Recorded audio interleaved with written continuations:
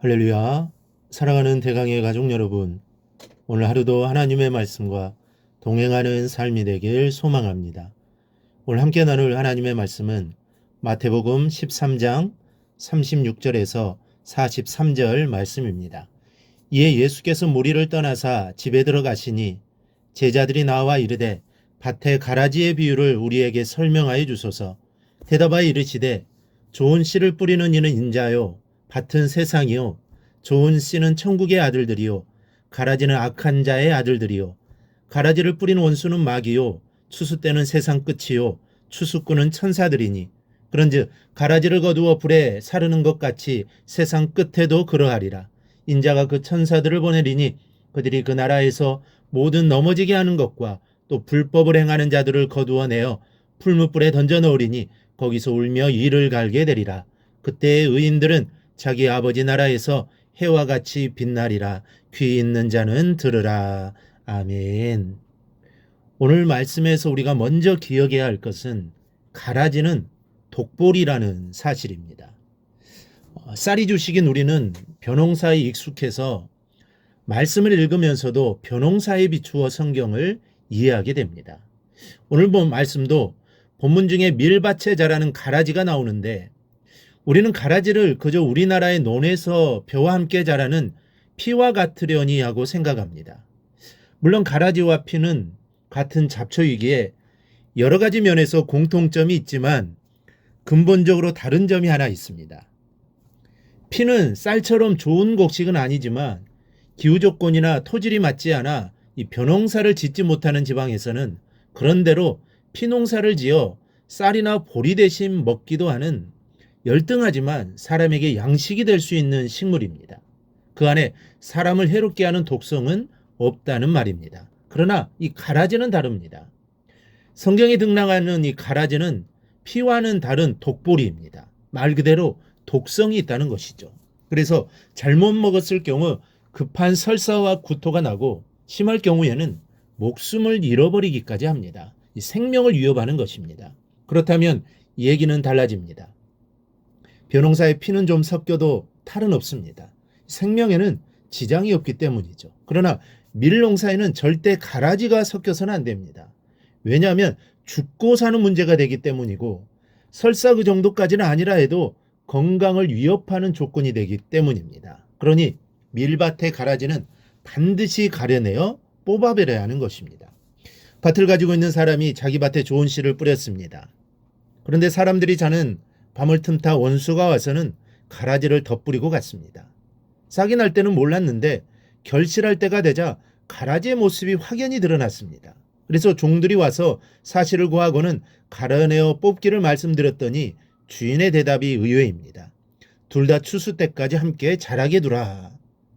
천국을 풀어 가르치시는 예수님의 말씀입니다.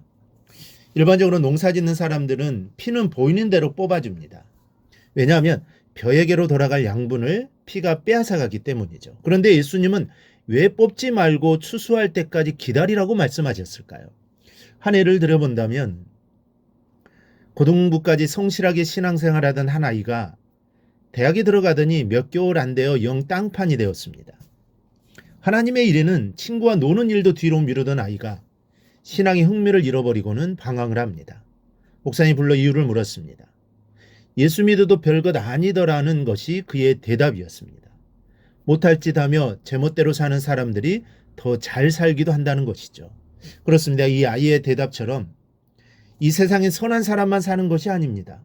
예수 옳게 믿고 사는 사람들만 있는 것은 더욱이 아닙니다. 살다 보면 성도인 우리들도 세상에 섞여 살 수밖에 없고 때에 따라서는 악한 사람들이 더 잘 되기도 하고 그들 때문에 억울하게 이유 없는 어려움을 당할 때도 있습니다. 그런데 여러분, 이런 현실 속에서 우리가 주님 같으면 추수 때가 멀어질지라도 당장 가라지를 뽑아내어 불사르고 말 텐데 주님은 추수 때까지 말미를 더 주십니다. 왜입니까?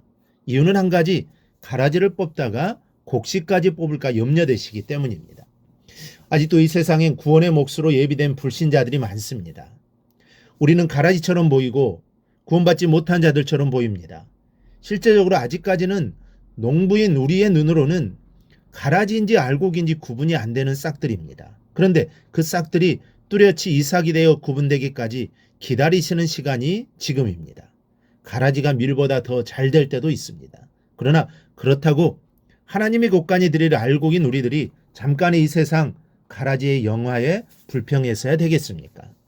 하나님의 자녀인 우리들이 더 많은 알곡을 기대하시는 하나님의 인내의 시간을 함께 기다리지 못한 데서야 이게 말이 되겠습니까? 우리는 오히려 기도해야 합니다.